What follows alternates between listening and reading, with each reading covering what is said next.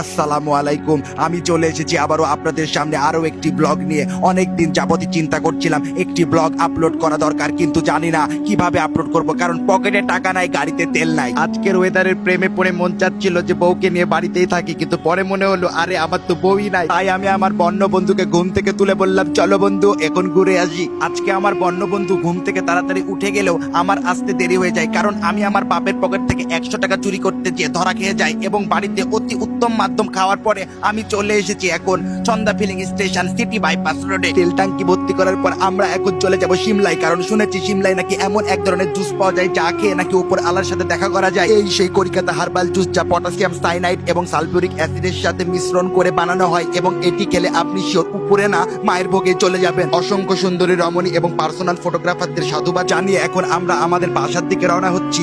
আবারও একদিন দেখা হবে বাপের পকেট থেকে 200 টাকা চুরি করার পর। আসসালামু আলাইকুম।